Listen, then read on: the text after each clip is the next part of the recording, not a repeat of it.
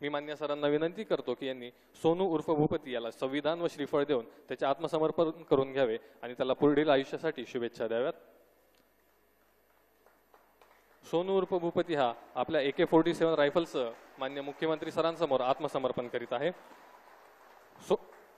हा मागील 40 वर्षांपासून माओवादी संघटनेमध्ये कार्यरत होता। महाराष्ट्र शासनाच्या एकूण 60 लाख बक्षिसासह सर्व राज्यांमध्ये मिळून भूपती उर्फ सोनू याच्यावर एकूण 5.5 कोटी रुपयांपेक्षा अधिक बक्षीस जाहीर केले होते। आत्मसमर्पणानंतर पुनर्वसनासाठी केंद्र व राज्य शासनाकडून याला एकूण 25 लाख रुपये बक्षीस म्हणून मिळणार आहेत। तसेच दिनांक 1 जानेवारी 2025 रोजी भूपती उर्फ सोनू याची पत्नी DKZCM तारक काशीराम हिने मान्य मुख्यमंत्री तथा गृहमंत्री महाराष्ट्र राज्य श्री देवेंद्र फडणवीस सर यांच्या समोर आत्मसमर्पण केलेले होते।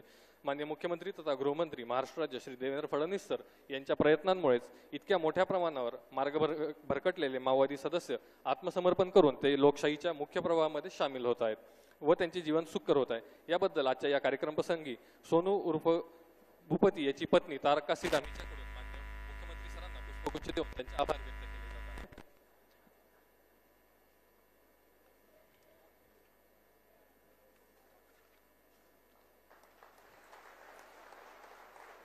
यानंतर या संपूर्ण आत्मसमर्पणाच्या कार्यक्रमासाठी विशेष परिश्रम घेणारे अधिकारी व अंमलदार यांना मान्य मुख्यमंत्री तथा गृहमंत्री महाराष्ट्र राज्य श्री देवेंद्र फडणवीस सर